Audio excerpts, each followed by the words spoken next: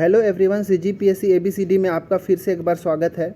इस वीडियो के अंदर हिंदी लैंग्वेज के बारे में या हिंदी भाषा के बारे में जानेंगे। हिंदी भाषा के बारे में तो नहीं जानेंगे, परंतु इस टॉपिक से हम 20 महत्वपूर्ण एमसीक्यू का डिस्कशन करेंगे। ठीक है, मोस्टली मैं इस वीडियो को जो श्रम निरीक्षक का एग्ज़ाम होने वाला है, ठीक है, उसके दृष्टि से लाया हूँ। या फिर ये कह लीजिए कि सीजी व्यापम का जो भी एग्ज़ाम होता है, ठीक है, सीजी व्यापम का जो भी एग्ज़ाम आता है, चाहे भविष्य में जो भी एग्ज़ाम आता है, उसके दृष्टि से इम्पॉर्टेंट होने वाला है। ठीक है, यहाँ से क्वेश्चन जो है एग्ज़ाम में पूछे जाते हैं और व्यापम में पुराने पूछे हुए क्वेश्चन से मैं उठाया हूँ, कुछ क्वेश्चन नया भी इंक्लूड किया हूँ।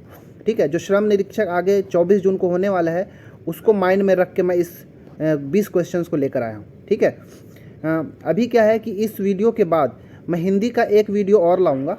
ठीक है, हिंदी का एक वीडियो और लाऊँगा जिसमें मैं ये डिस्कस करूँगा कि जो 2018 में जो लेबर इंस्पेक्टर का एग्ज़ाम हुआ था, ठीक है, 2018 में जो लेबर इंस्पेक्टर का एग्ज़ाम हुआ था, उसमें हिंदी के कहाँ कहाँ से क्वेश्चन पूछे गए थे।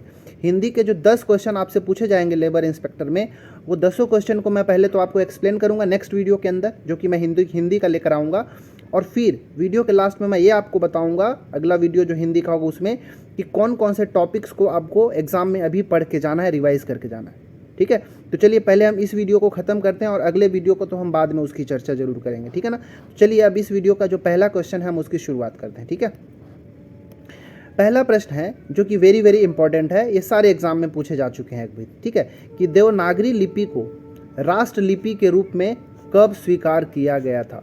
ठीक है, 14 सितंबर 1949, 21 सितंबर 1949, 23 सितंबर 1949 या फिर 25 सितंबर 1949, कब? तो इसका जो सही आंसर है वो है ऑप्शन नंबर ए। ठीक है, 14 सितंबर 1949 ईस्वी को जो हमारा देवनागरी लिपि है, ठीक है, इसको राष्ट्र लिपि के रूप में मान्यता प्राप्त किया गया था। ठीक है, देवनागरी लिपि में ही जनरली जो हमारा हिंदी भाषा है, ठीक है, जो हिंदी लैंग्वेज है, वो किस में लिखा जाता है? तो देवनागरी लिपि में ही लिखा जाता है। ठीक है, तो जैसे ही देवनागरी लिपि को अपनाया गया तो उसके साथ साथ हिंदी को भी अपनाया जा चुका। कब? तो 14 सितंबर 1949 ईस्वी को। तो हिंदी को अकेले तो नहीं कह सकते हैं, परंतु हिंदी और इंग्लिश इन दोनों को ही क्या किया गया कि आधिकारिक भाषा के रूप में क्या किया गया? एक्सेप्ट कर लिया गया था। ठीक है, कब? 14 सितंबर 1949 ईस्वी को। तो याद रखिएगा कि देवनागरी लिपि के साथ साथ हिंदी को और इंग्लिश को भी क्या बोलते हैं, भारत का आधिकारिक भाषा के रूप में 14 सितंबर 1949 ईस्वी को अपना लिया गया था संविधान सभा के द्वारा। ठीक है, तो ये पहला आंसर हो गया ये। दूसरा प्रश्न है कि निम्नलिखित में से किस, ठीक है, कौन सी, यहाँ पे कौन सी रचना जो है प्रेमचंद की रचना है। ठीक है, किस सी नहीं होगा यहाँ पे, कौन सी। ठीक है, निम्नलिखित में से कौन सी जो रचना है वो मुंशी प्रेमचंद की। इनका पूरा नाम क्या है? मुंशी प्रेमचंद। ठीक है, कौन सा है? उसने कहा था, ताई, पंच परमेश्वर या फिर साकेत। इसमें से चारों में से कौन सी ऐसी रचना जो है वो मुंशी प्रेमचंद की रचना है। ठीक है, तो इसका जो राइट आंसर है ऑप्शन नंबर सी, क्या है? पंच परमेश्वर। पंच परमेश्वर जो है मुंशी प्रेमचंद द्वारा रचित एक कहानी है कह लीजिए। ठीक है ना, इसमें क्या है याद रखिएगा, मैं बहुत ध्यान से इसको समझिएगा। पंच परमेश्वर का जो शुरुआत में जब इन्होंने रचना की थी प्रेमचंद ने, तो ये एक्चुअली 1916 ईस्वी में एक सरस्वती पत्रिका थी। ठीक है ना, याद रखिएगा, सरस्वती पत्रिका। इस पत्रिका में ही इसका प्रकाशन किया गया था। लेकिन जब प्रकाशन से पहले उसका नाम पंच परमेश्वर नहीं था। जो मुंशी प्रेमचंद ने जो रचना की थी उसका नाम था पंचायत। ठीक है, क्या नाम था? पंचायत। तो इस पंचायत का नाम जो हमारे एक और जो याद रखिएगा, महावीर प्रसाद द्विवेदी, नाम याद रखिएगा, क्या? महावीर प्रसाद द्विवेदी। तो महावीर प्रसाद द्विवेदी ने क्या किया? तो जो पंचायत के नाम से लिखा था मुंशी प्रेमचंद ने, उसका नाम पंच परमेश्वर रखा। इसके बाद 1916 में सरस्वती पत्रिका में प्रकाशन किया था। ठीक है, याद रखिएगा। मुंशी प्रेमचंद की कुछ और भी रचना है, उसका नाम आप सुन सकते हैं, जैसे प्रेमाश्रम। ठीक है, महत्वपूर्ण है ये सब, कुछ कुछ मैं बता देता हूँ जो कि एग्जाम में पूछा जा चुका है। मुंशी प्रेमचंद की क्या क्या? प्रेमाश्रम हो गया, पूस की रात तो आपने पढ़ा भी होगा। ठीक है, पूस की रात। पूस की रात की बात में सुजान भगत, ठीक है, सुजान भगत हो गया, गोदान गबन। ठीक है, गोदान गबन, दो बैलों की कथा, बड़े घर की बहू, ये सब जो रचनाएं हैं मुंशी प्रेमचंद की एकदम फेमस रचनाओं में से एक है। तो इन सब का अगर अभी कभी जब आप कभी को फुर्सत मिले आप सभी को, तो इन सबको आप पढ़ सकते हैं, ठीक है। बहुत ही अच्छी किताबें हैं, ठीक है ना। तो मुंशी प्रेमचंद की रचना का पंच परमेश्वर, उसने कहा था, ये किसके द्वारा लिखा गया है, तो मैं इनके बारे में बता देता हूँ। ये चंद्रधर शर्मा के द्वारा लिखा गया था, चंद्रधर शर्मा, ठीक है। चंद्रधर शर्मा ने, उसने कहा था की रचना की थी। ताई जो है ये विश्वंभर नाथ शर्मा कौशिक के द्वारा, ठीक है ना, विश्वंभर नाथ शर्मा कौशिक, ठीक है, के द्वारा ताई की रचना की गई थी। और जो साकेत है ये सब जानते हैं किसकी रचना है, तो ये मैथिली शरण गुप्त की रचना है, ठीक है, मैथिली शरण गुप्त की रचना है, ठीक है, याद रखिएगा। ये मैथिली शरण गुप्त को ना अगर साहित्यों में देखा जाए तो इनको कई बार से दद्दा भी कहा जाता था, इनको प्यार से लोग दद्दा कहते थे, याद रखिएगा। तो ये कोई ज़्यादा इंपॉर्टेंट नहीं है, फिर भी मैं एक बार बता देता हूँ, ठीक है। तीसरा प्रश्न देखते हैं। तीसरा प्रश्न है कि वीर रस का संगत भाव क्या है, ठीक है, वीर रस का संगत भाव क्या है, ठीक है, हमको ये बताना है।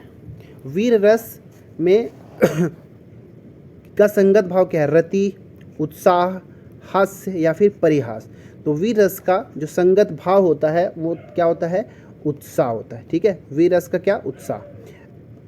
रति जो होता है श्रृंगार रस का है, ठीक है ना, श्रृंगार रस। हास्य जो है वो हास्य एक रस है, रस का क्या है, इसका हास, उससे संगत भाव है, ठीक है, याद रखिए ये सब, ठीक है। चलिए अब हम देखते हैं चौथा प्रश्न। चौथा प्रश्न है, आचार्य रामचंद्र शुक्ल ने त्रिवेणी में किन 3 महाकवियों की समीक्षा प्रस्तुत की है, ठीक है। तो ये जो त्रिवेणी है वो आचार्य रामचंद्र शुक्ल का के द्वारा एक रचित किताब है, ठीक है, जिसमें 3 महत्वपूर्ण कवि, ठीक है, जिनकी उन्होंने आलोचना की है। जो आचार्य रामचंद्र शुक्ल हैं इनको आलोचना के लिए बहुत प्रसिद्ध थे, ठीक है। तो इन्होंने त्रिवेणी नामक पुस्तक में 3 जो महान कवि हैं उनके बारे में आलोचना प्रस्तुत किया है, ठीक है। वो 3 कवि जो हैं वो है सूरदास, ठीक है, महाकवि सूरदास, गोस्वामी तुलसीदास और मलिक मोहम्मद जायसी। इन तीनों के बारे में उन्होंने आलोचना प्रस्तुत किया है, ठीक है, त्रिवेणी के अंदर, ठीक है, याद रखिएगा। चलिए पांचवा प्रश्न। पांचवा प्रश्न है कि प्राचीन का विलोम क्या है, ठीक है। जो प्राचीन शब्द है इसका विलोम क्या होता है, अपराचीन, अर्वाचीन, अति प्राचीन या फिर पराप्राचीन, ठीक है। तो इसका जो सही आंसर है ऑप्शन नंबर बी है, ठीक है, याद रखिएगा। प्राचीन का मतलब एक्चुअली होता है पुराना होता है, पुराण समझ लीजिए या पुराना। और जो अर्वाचीन होता है इसका मतलब होता है क्या, नया, ठीक है। तो जो प्राचीन है उसका विलोम शब्द क्या होता है, अर्वाचीन, ठीक है, याद रखिएगा। छठवां प्रश्न है कि खंडन का विलोम शब्द क्या होगा, खंडन का, अखंडन, निखंडन, मंडन या फिर निखंडन। तो इसका सही आंसर क्या होगा, ऑप्शन नंबर सी, मंडन, ठीक है। खंडन का विलोम शब्द क्या होगा, मंडन, ठीक है। ये सब इंपॉर्टेंट है, एग्जाम में पूछे गए इसलिए मैं ये सारी चीज़ों को इंक्लूड किया हूँ, ठीक है। और तो ये टॉपिक्स भी मैं जो बता रहा हूँ, विलोम शब्द इंपॉर्टेंट टॉपिक है, एग्जाम में आपसे पूछे जा सकते हैं। विलोम हो गया, ठीक है, पर्यायवाची शब्द हो गए, विलोमार्थी शब्द हो गए, ठीक है, ये सब याद रखिएगा। चलिए सातवां प्रश्न।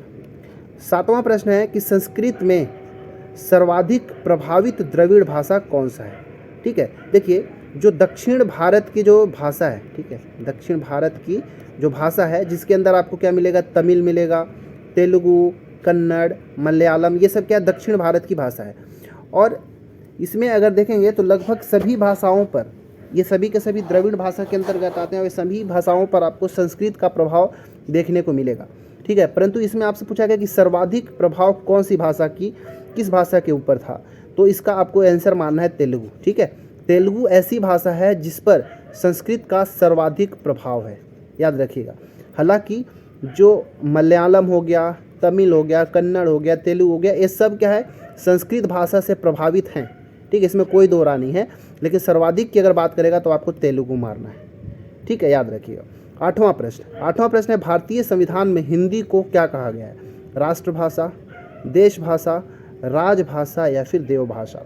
तो इसका सही आंसर क्या हो गया, ऑप्शन नंबर सी। शुरू में भी बता चुका कि 19 सितंबर 1949 ईस्वी को हिंदी के साथ साथ अंग्रेजी को भी क्या बोलते हैं, आधिकारिक भाषा की दर्जा प्रदान किया गया था। और हिंदी को राजभाषा का दर्जा प्रदान किया गया था कब, 19 सितंबर 50 ईस्वी को। ठीक है, तो ऐसे ही नहीं बना दिया जाता, इसके लिए आयोग का गठन होता है। तो जो राजभाषा आयोग का गठन किया गया था उसके अध्यक्ष कौन थे आपको पूछा जा सकता है, तो याद रखिएगा BG खेर। ठीक है, BG खेर का पूरा नाम है बाल गंगाधर खरे। ठीक है, खेर नहीं, हाँ ठीक है, BG खेर मतलब बाल गंगाधर खेर, याद रखिएगा, जो राजभाषा आयोग के अध्यक्ष थे। अच्छा, जो छत्तीसगढ़ी भाषा आयोग है, ठीक है, याद रखिए, यहाँ से भी क्वेश्चन आपसे पूछा जा सकता है कि छत्तीसगढ़ी भाषा के लिए जो छत्तीसगढ़ के अंदर जो राज्य भाषा आयोग का गठन किया गया था, उसका गठन कब किया गया था, तो याद रखिएगा अगस्त 2008 को। छत्तीसगढ़ी भाषा के लिए जो राजभाषा आयोग का गठन किया गया था, छत्तीसगढ़ी, या फिर ये कह लीजिए कि छत्तीसगढ़ राजभाषा आयोग का गठन कब हुआ था, तो अगस्त 2008 को किया गया था। ठीक है, और इसका कार्य क्या था, तो सबसे पहले क्या हुआ कि छत्तीसगढ़ राजभाषा संशोधन अधिनियम लाया गया था। ठीक है, याद रखिएगा, तो छत्तीसगढ़ राजभाषा संशोधन अधिनियम कब लाया था, 2007 को लाया गया था। और उसको पारित कब कर दिया गया था, तो याद रखिएगा 28 नवंबर 2007 को पारित कर दिया गया था। और इसीलिए जो 28 नवंबर है, इस दिन क्या कि छत्तीसगढ़ी दिवस मनाते हैं। ठीक है, छत्तीसगढ़ी दिवस के रूप में मनाया जाता है 28 नवंबर को। ठीक है, याद रखिएगा। अब चलते हैं 9वां प्रश्न की ओर। 9वां प्रश्न है कि निर्गुण भक्ति, ठीक है, निर्गुण भक्ति काव्य का प्रमुख कवि कौन है। ठीक है, क्या बोल रहा हूँ, निर्गुण भक्ति काव्य का प्रमुख कवि किसे माना जाता है, सूरदास, कबीरदास, तुलसीदास या फिर केशवदास। देखिए, जो काव्य मतलब दो शाखाओं में जो भक्ति या फिर कह सकते हैं कि जो साहित्य था या जो साहित्यकार थे, उनको दो कैटेगरी में बांटा जाता है। पहला क्या, एक ऐसे जो थे जो निर्गुण भक्ति के, जो भक्ति थी, ठीक है, भक्ति की दो शाखाएं थी, निर्गुण भक्ति शाखा और सगुण भक्ति शाखा। सगुण के अंदर रामाश्रयी शाखा भी कहते हैं, याद रखिएगा। अब निर्गुण के अंदर क्या होता था कि भगवान को डायरेक्ट नहीं माना जाता था। ठीक है, भगवान को निर्गुण माना जाता था।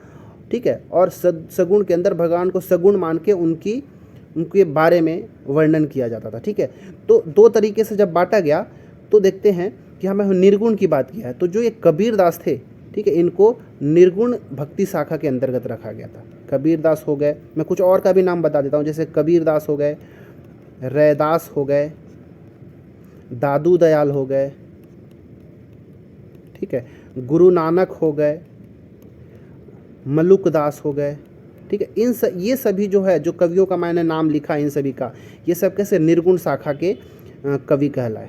ठीक है, वहीं अगर सगुण का बात करेंगे तो आपको ये सब मिलेंगे, सूरदास, ठीक है, कृष्ण भक्ति के अंतर्गत माने जाते हैं, तुलसीदास राम भक्ति शाखा के हो गए, केशवदास हो गए, ये सब सूरदास, तुलसीदास, केशवदास, मीराबाई, ये सब के सब किसके अंतर्गत आते हैं, तो सगुण के अंतर्गत आ जाते हैं। सगुण को फिर से दो कैटेगरी में बांट देते हैं, राम भक्ति शाखा और कृष्ण भक्ति शाखा के अंतर्गत। तो उतना मैं नहीं बांट रहा हूँ, बस निर्गुण के अंदर किसको माना जाता है, कबीरदास प्रमुख थे, और ये सब तो हैं ही, और सगुण के अंदर बाकी जो बच गए वो सगुण के अंतर्गत आ जाएंगे। ठीक है, तो याद रखिएगा।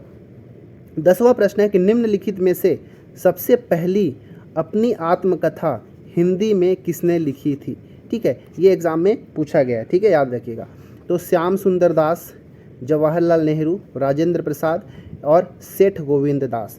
तो इसका आंसर जो है ऑप्शन नंबर सी है, राजेंद्र प्रसाद। राजेंद्र प्रसाद ने सबसे पहले हिंदी भाषा में, याद रखिए, सबसे पहले हिंदी भाषा में अपनी आत्मकथा उन्होंने लिखा था। कब, याद रखिएगा, 1946 में। ठीक है, 1946 के अंदर इन्होंने लिखा था। लेकिन सबसे पहले जो शुरुआत किसने किया था, याद रखिए, तो बनारसी दास जैन, नाम याद रखिएगा, बनारसी दास जैन। बनारसी दास जैन ने सबसे पहले शुरुआत की थी, लेकिन ये पूरा नहीं कर पाए थे। ठीक है, इसलिए इनका जो कथा था क्या था, अर्ध कथा था। ठीक है, याद रखिए, कब, तो ये 1641 की, बहुत पुराना है, परंतु कंप्लीट करने वाले हिंदी भाषा में कौन थे, राजेंद्र प्रसाद, 1946 के अंदर। राजेंद्र प्रसाद का एक और जो पुस्तक है उसके बारे में पूछा जाता है, उसका नाम था इंडिया डिवाइडेड। ठीक है, ये हिस्ट्री के अंदर भी पूछा जाता है, इंडिया डिवाइडेड। इंडिया डिवाइडेड किसने लिखा था, तो डॉक्टर राजेंद्र प्रसाद ने लिखा था। ठीक है, याद रखिएगा, ये भी 1946 के आसपास की ही किताब है। ठीक है, याद रखिएगा। अब चलते हैं, हम बढ़ते हैं प्रश्न क्रमांक 11 की ओर। 11वां प्रश्न है आज का कि कमायनी किस प्रकार का ग्रंथ है, खंड काव्य, मुक्तक काव्य, महाकाव्य या फिर चंपू काव्य। याद रखना है आपको। तो जो कमायनी है, पहली बात तो कमायनी रचना किसकी है भाई, तो याद रखिएगा कि कमायनी जो है वो जयशंकर प्रसाद की रचना है। ठीक है, किसकी, जयशंकर प्रसाद की। ठीक है, जयशंकर प्रसाद की रचना क्या है, कमायनी। अब कमायनी जो है यह है एक महाकाव्य। ठीक है, याद रहेगा क्या है, कमायनी एक महाकाव्य है। और ये पहली बात क्या कि ये जो है हिंदी भाषा का, ठीक है, हिंदी भाषा का एक महाकाव्य है कमायनी, जो कि जयशंकर प्रसाद के द्वारा लिखा गया था। इसमें जो नायक है, ठीक है, याद रखिएगा कि जो ये महाकाव्य है कमायनी, इसमें दो नायक का नाम याद रखिएगा, मनु और दूसरे का नाम श्रद्धा। ठीक है, मनु और श्रद्धा नामक इसमें दो नायक है। छायावादी काव्य कला की सर्वोत्तम कृति है ये। ठीक है, छायावादी काव्य कला की सर्वोत्तम कृतियों में से एक है कौन, कमायनी। इसके अंदर टोटल 15 सर्गों में ये विभाजित है। ठीक है, कितने, 15 सर्गों में ये विभाजित है। ठीक है, याद रखिएगा। अब 12वां प्रश्न है, नदियों में सर्वश्रेष्ठ नदी गंगा है। ठीक है, कोई डाउट नहीं। नीचे दिए गए विकल्पों का में गंगा का पर्यायवाची शब्द कौन सा है, पश्विनी, आपगा, रंगिनी या फिर जानवी। यहाँ पे जानवी न होगा। ठीक है, याद रखिएगा। तो इसका जो राइट आंसर है ऑप्शन नंबर डी। ठीक है, जानवी जो है किसका नाम है, गंगा का ही एक पर्यायवाची शब्द है। ठीक है, गंगा का और भी पर्यायवाची नाम आप याद रख सकते हैं, जैसे मंदाकिनी हो गया मंदाकिनी के बाद आपको भागीरथी, ठीक है, भागीरथी, सूरसरी, ठीक है, सूरसरी हो गया, देवपगा हो गया, त्रिपथगा हो गया, त्रिपथगा। तो ये सब के सब किसका नाम है, ये सब है गंगा का पर्यायवाची शब्द है। ठीक है ना, याद रखिएगा। अब हम बढ़ते हैं 13वां प्रश्न का। ठीक है, 13वां प्रश्न की ओर। 13वां प्रश्न है, तत्पुरुष समास है। इनमें से कौन ऐसा ऑप्शन है जो कि तत्पुरुष समास उसके अंदर है, भाई बहन, नीलकंठ या आप बीती, या फिर इनमें से कोई नहीं। तो इसका जो तत्पुरुष समास है, समास एक अलग से चैप्टर है जो कि बहुत ज़्यादा इंपॉर्टेंट एग्जाम में पूछे जाते हैं। तो इसका जो सही आंसर है आप बीती। आप बीती का अगर समास विग्रह करेंगे तो मिलेगा आप पर बीती। ठीक है, आप पर बीती। ठीक है, इसके बाद देखेंगे तो यहाँ पे पर जो है कारक है, और कारक किसके, तत्पुरुष के अंदर आता है। तो याद रखिएगा ये आप बीती जो है किस प्रकार का, तत्पुरुष समास के अंतर्गत आएगा। वहीं जो भाई बहन है इसके अंतर्गत तो द्वंद्व समास आ जाएगा, भाई और बहन, माता और पिता, दिन और रात, ये सब किसके अंतर्गत, भाई बहन के अंतर्गत आते हैं। और जो नीलकंठ है, ठीक है, नीलकंठ याद है, नीलकंठ जो है ये बहुब्रीहि समास है। ठीक है, बहुब्रीहि समास के अंदर आता है नीलकंठ। क्यों, कई बार से ऐसा लगता है कि ये कर्मधारय समास है। ठीक है, क्योंकि कर्मधारय समास में जो प्रथम पद ये होता है, यहाँ पे रंग वगैरह, पीताम्बर हो गया, श्वेताम्बर हो गया, ऐसा कुछ देखने को मिलता है। परंतु यहाँ पे नीलकंठ बहुब्रीहि, कई बार से कर्मधारय और बहुब्रीहि में कन्फ्यूज़न होता है। नीलकंठ बहुब्रीहि क्यों है, क्योंकि यहाँ पे जो नील और कंठ दो शब्द जो है, यहाँ पे ये दोनों शब्द प्रधान नहीं है, जबकि एक तीसरा पद जो मिलेगा, ठीक है, जैसे नीलकंठ, नीलकंठ किसको कहा जाता है, भगवान शिव को कहा जाता है। तो ये जो शिव है ये प्रधान हुआ, ये दोनों पद प्रधान न होकर एक तीसरा पद प्रधान होता है। ठीक है, इसलिए हम उसको बहुब्रीहि के अंदर रखते हैं। ठीक है, इसीलिए इसका आंसर नीलकंठ जो है कैसा है, एक बहुब्रीहि समास के अंतर्गत आता है। और आप बीती क्या हो गया, तत्पुरुष समास हो गया। ठीक है, याद रखिएगा। 14वां प्रश्न है कि सच्चरित्र का विग्रह क्या होगा। तो ये तो आप जानते होंगे, ऑप्शन नंबर ए, सत्य प्लस चरित्र होगा। ठीक है, और सत्य मतलब ये व्यंजन संधि है। ठीक है, कैसा, व्यंजन संधि, सच्चरित्र। ठीक है, चलिए अब हम बढ़ते हैं 15वां प्रश्न की ओर। 15वां प्रश्न जो है बहुत ज़्यादा इंपॉर्टेंट है, एग्जाम में यहाँ से देखने को मिलता है। 15वां प्रश्न है कि सकर्मक क्रिया क्या है।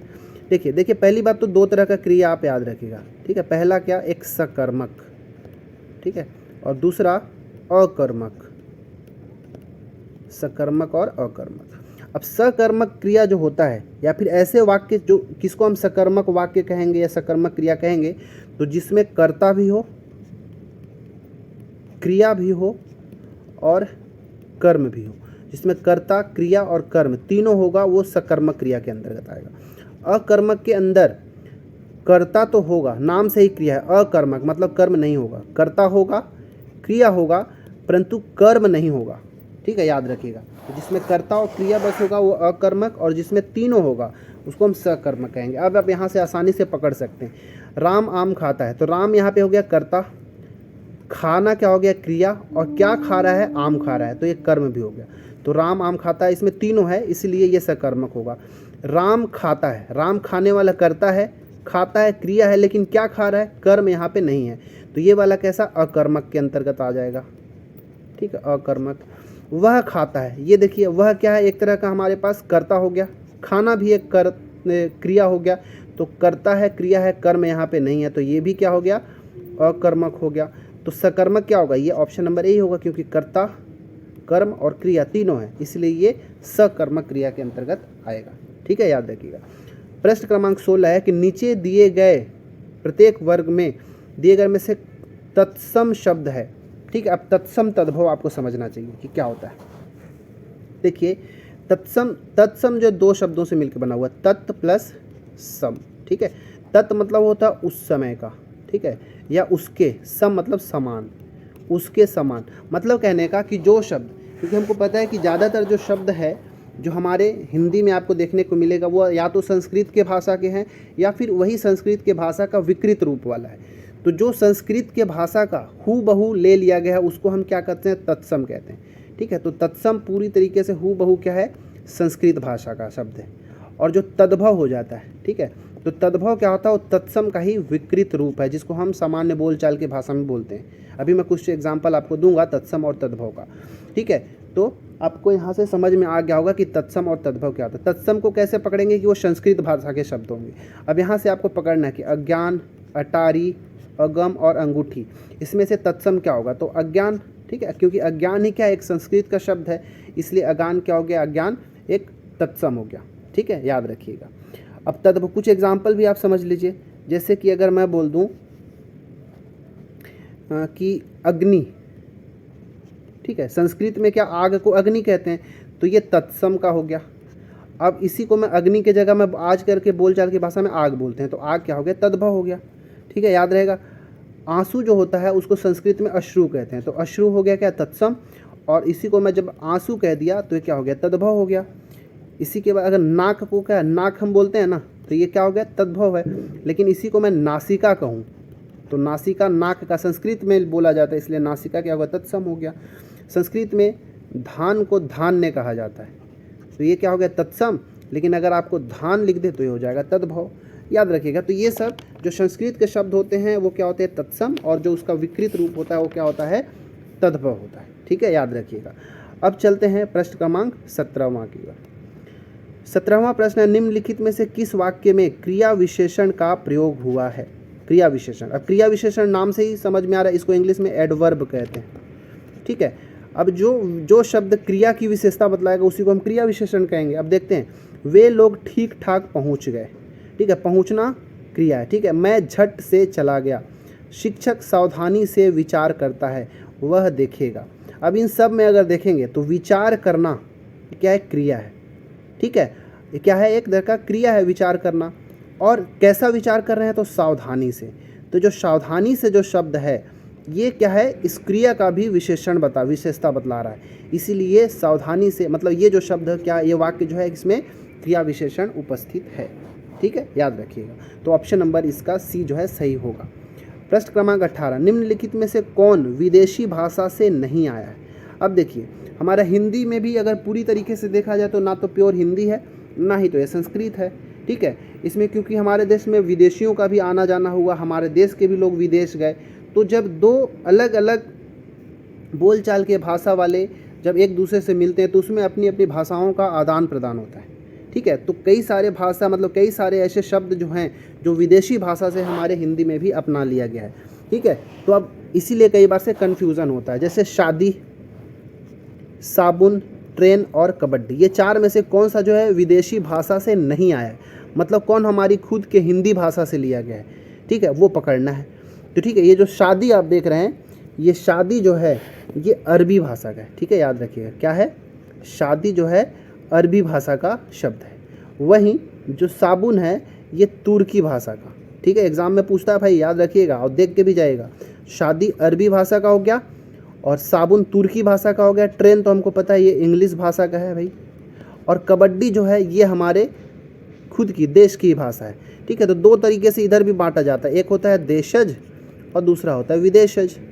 जो विदेशी भाषाओं से लिया गया उसको विदेशज, और जो हमारे खुद की देश के अंदर की भाषा उसको हम देशज के अंतर्गत रखते हैं। तो कबड्डी जो है ये विदेशी भाषा से नहीं आया हुआ शब्द है, याद रखिएगा। ठीक है, तो एक शब्द याद रखिएगा जो उर्दू है, उर्दू भाषा, तो ये उर्दू शब्द है ये कहाँ से लिया गया, ये तुर्की से लिया गया। ठीक है, उर्दू खुद में ही एक तुर्की भाषा का शब्द है भाई, याद रखिएगा। ठीक है ना।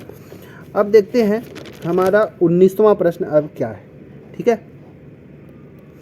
19वां प्रश्न है कि क्ष त्र ज्ञ ये तीनों जो हैं, ये तीनों जो हैं कौन सा व्यंजन है। ठीक है, क्ष त्र ज्ञ जो है ये तीनों कौन सा व्यंजन है, संयुक्त व्यंजन, उष्म व्यंजन, तवर्गीय व्यंजन, या फिर उनमें से कोई नहीं, हमको ये बताना है।